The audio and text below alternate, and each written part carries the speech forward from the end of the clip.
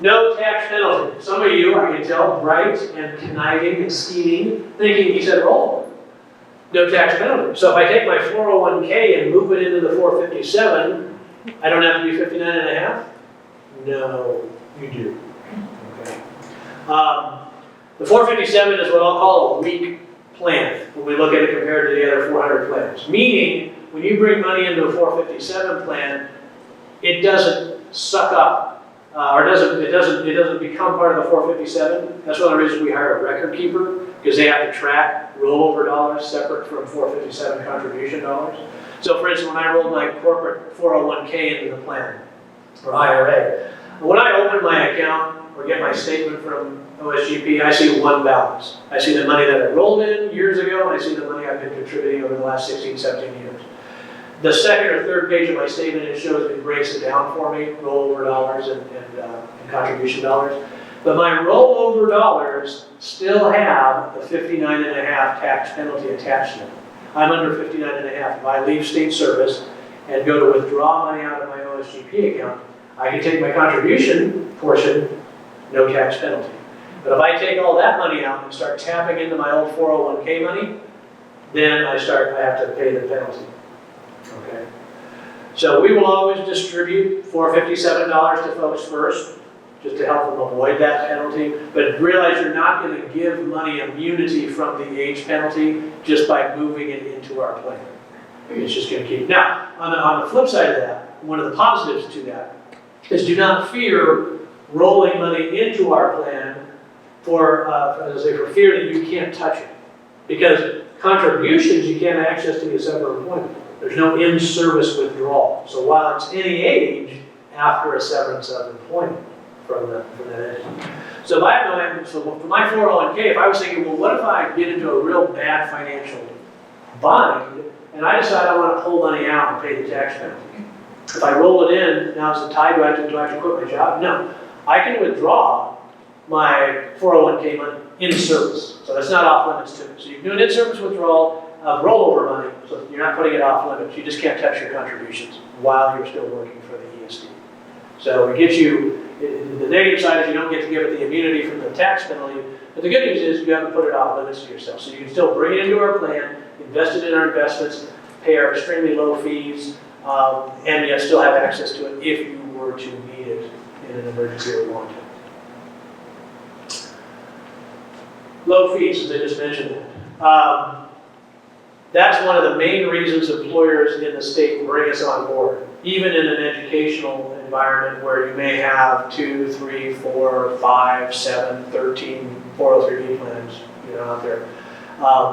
Many times your board will say, well, why do we want to bring in another one? Well, we're unique because we're a public sector offering.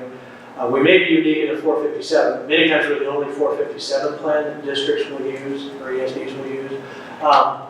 But as a public nonprofit, our fee structure is by far the lowest, or one of the lowest, as there are some Vanguard products out there that some folks have in some of their 403s and 457 that are comparable to us. But when we look at apples to apples, we still end up being a lower cost option in most cases. And so employers doing their due diligence bring us on board to give you the choice of participating in a full service but very low cost option. If you like where you're at with your money, you like the plan you're in, you like the representative, whatever it is, the investment, great. But you can't tell them they're forcing you into higher cost options when they make us available. So, and it's something that it's a huge bonus or selling point for our plan. Many folks that I encounter do not realize the amount that they're paying in fees for their free retirement account, because of course it's not free.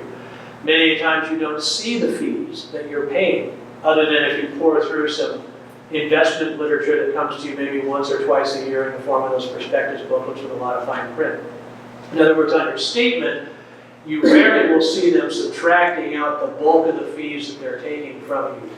They are taken out before you even see the money in your account, okay? And that's pretty standard. We do the same thing in our plan. So your fees are percentage based over the year, but the only fair way to assess a percentage-based fee to your account that's doing something every day in the market is to take, so for instance, our administrative fee, the fee that pays my salary and the other 6 people who work for me in Salem, is currently a little bit more than 1/10% annually, 0.12.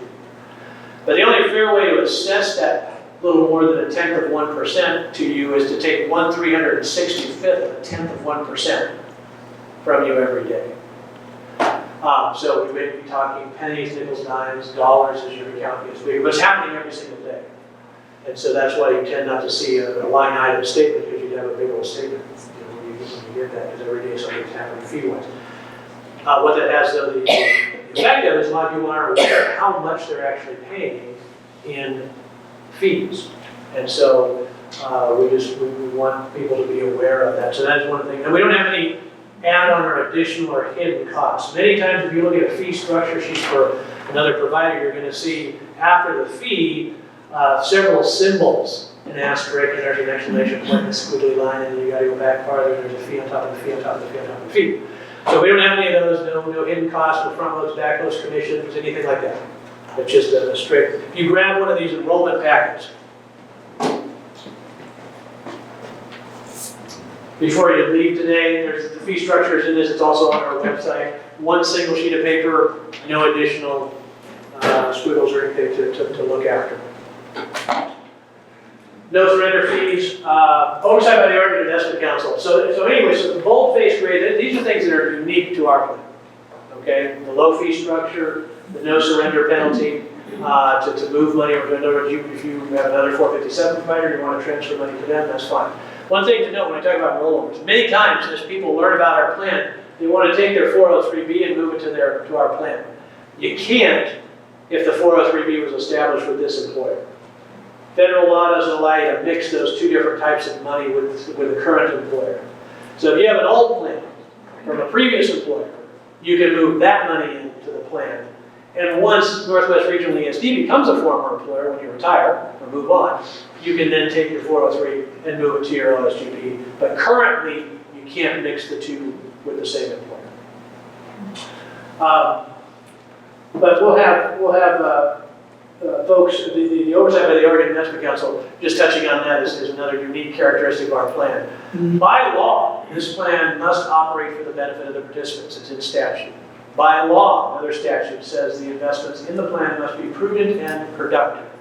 So we have, in law, the plan set up for your benefit. This is not to say that the private sector vendors that provide 457 and 403 services are bad or anything like that. They're smart enough to realize they need to make you money if they're going to keep your business with them. But they do walk that tightrope of how much money do they give to you at a rate of return, and how much do they hold back to sponsor the golf tournament, put the name on the blimp, run the commercial, that type of thing.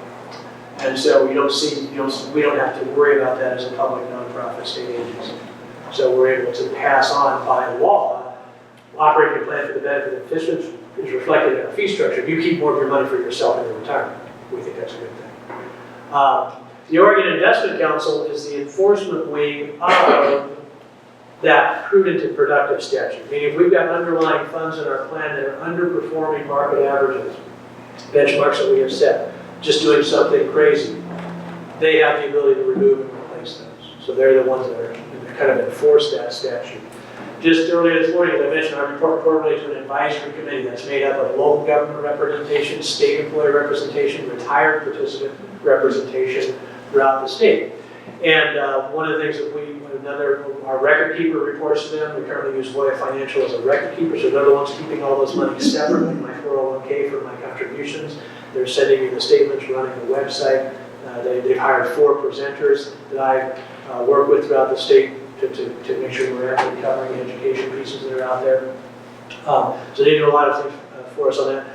The Treasury Department also screens the investments that come into the plan before they come into the plan. Then we hire an outside consulting firm to have a non-governmental set of eyes on the plan as well. So lots of oversight on the plan. The idea is at our level of the average employee doing something other than investing for a living, we want it to be a simple process, easy to understand, and with a peace of mind component to it that you know that you may not be watching this thing every day, every month, every week, but we have folks in the system that are.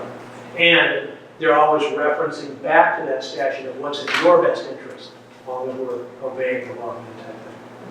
So that just kind of some of the highlights between the two types of plans there. I'll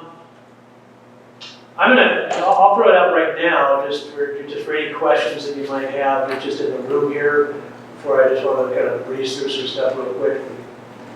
Yeah. On the 457, you said you could roll over from existing Roth or IRA, and does that affect your limits for the year? No, let me clarify that. You can roll a traditional IRA in, but not a Roth IRA. Okay? You can roll a employer-sponsored Roth plan. So if you have a Roth 401k or you have a Roth 403b with a previous employer, let's say, you can roll that into our Roth 457. Okay, because we have a Roth 457. The overarching question though, rollovers do not affect the dollar limit. So I can roll $100,000 in and still contribute the max for the year. So basically that money's already been subject to maximums at some point in time as you accrued it, so they don't double max you essentially on it.